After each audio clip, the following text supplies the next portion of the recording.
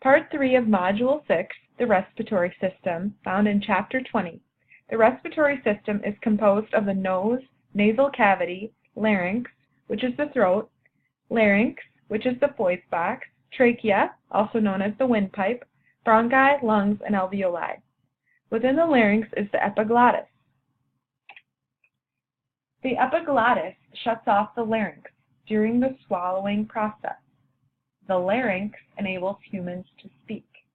Respiration is the body's taking in of oxygen and removing of carbon dioxide.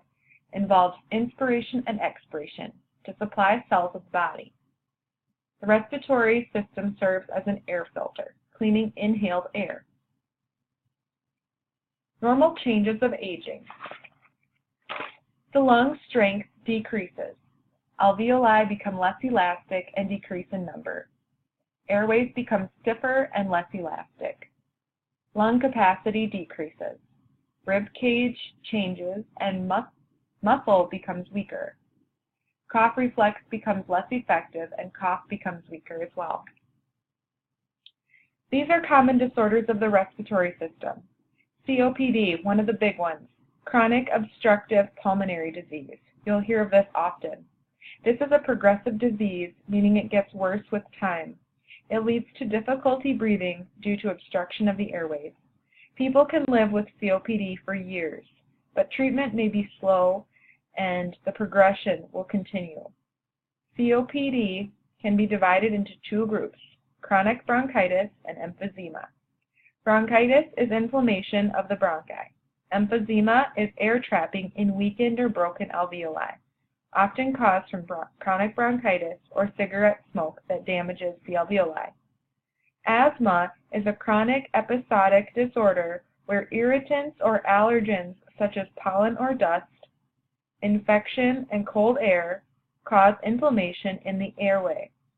Exercise and stress may worsen asthma. Asthma causes heavy breathing that is known as wheezing and a tight feeling in the chest. Medications are usually ordered for treatment. Inhalers deliver medication to the lung to reverse the inflammation. Pneumonia is an inflammation of the lungs caused by a viral, bacterial, chemical, or fungal infection. Symptoms include fever, chest pain, coughing, shortness of breath, thick secretions, or mucus from the lungs. The mucus coughed up from the lungs is known as sputum. The color of sputum is important to note.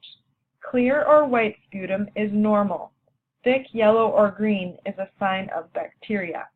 Pink or red in the sputum is a sign of blood. In tuberculosis, there may be blood coughed up from the lung. This is called hemoptysis, coughing up blood.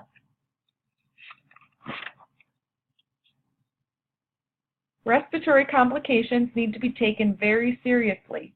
All staff should report these problems to the nurse immediately. Shortness of breath, weakness, or dyspnea, that's that difficulty breathing. Coughing, wheezing, increased secretions, complaints of tight feeling in the chest, cyanosis or chills, confusion, fear or anxiety, fever, or increased pulse. Let's talk about TB. We emphasize TB, tuberculosis, in this course because of its history of being highly contagious. It is an airborne disease caused by bacterium that is carried by mucus droplets suspended in the air. This makes it airborne, and it can be transmitted by simply being in the same room as someone who is infected that has been coughing, sneezing, laughing, or even breathing in that same air. Symptoms of active TB include fatigue, loss of appetite, weight loss, fever and chills, night sweats, prolonged coughing, hemoptysis, which I just mentioned, that's the spelling for coughing up blood, chest pain, shortness of breath, or dyspnea. There is treatment for TB, but prevention is not easy and is the most important. The best way to control the spread of TB is by testing. Residents and staff are tested for TB regularly to see if there is any exposure in our environment. For individuals with respiratory problems such as respiratory distress or failure, oxygen may be an appropriate intervention. Oxygen therapy is the administration of oxygen. Oxygen may be piped into a room from a wall outlet for hookup, stored in a portable compressed oxygen tank, or delivered by an oxygen concentrator machine that runs on electricity.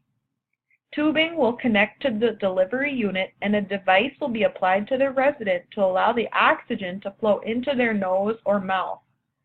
A nasal cannula is a device that has two prongs which are placed into the nose, and a plastic tube secures behind both their ears. This is the simplest oxygen delivery mask, and you will see it most often in long-term care. A face mask is a different way to deliver oxygen. This is a plastic device that is shaped to fit over the nose and mouth. It is held in place with elastic bands that stretch and slide over the back of the head and above the ears to keep it in position. Both masks can irritate the skin and may be uncomfortable or cause a feeling of claustrophobia. Other interventions that are helpful are deep breathing exercises. Simply by taking deep breaths and attempting to cough, we open up our lungs and receive more oxygen. Inhalers and medications may be given to help, or other equipment may be used depending on the respiratory issue. CPAP machines assist residents that stop breathing during their sleep. Mechanical ventilators deliver air and keep the lungs inflated when the person isn't breathing on their own anymore. You may see equipment in the resident rooms to help them breathe. An incentive spirometer is a tool that is used frequently in healthcare for deep breathing. It has a display for reaching volume of inhaled air. There is no medication involved and no oxygen is delivered. It's just a tool to help you take deep breaths. Do not reuse spirometers. Each resident is to have their own. The mouthpiece needs to stay clean. CNAs should wear gloves when cleaning the spirometer or touching anywhere near the mouthpiece. In the center photo, we can see what an oxygen concentrator looks like. See the container on the side for water? That adds humidity to the air as it's delivered to help protect the airway from getting dried out. The concentrator should not be turned up or down by CNAs or anyone other than the nurse. Oxygen is considered a med and cannot be given without doctor order. The third picture to the right is a nebulizer machine with a face mask attached. Nebulizers provide breathing treatments that help the airway function. Some treatments are for humidity, while others have dilating medication to help the airway open up.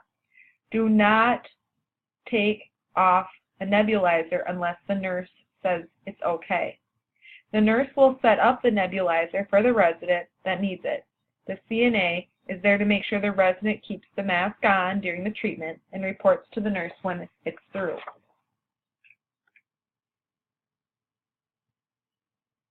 Final CNA observations for oxygen therapy are to perform frequent skin care, observe for redness, sores, bruising, or discomfort, take vital signs as ordered, check the devices for fit, notify the nurse if equipment does not seem to be working, add pillows as needed to improve breathing and position changes, encourage activity and provide emotional support, report sores or crusts on nasal area, dry or reddened areas on the skin, any cracking or irritations, report discomfort or pain, shortness of breath, changes in vitals, cyanosis, and chest pain.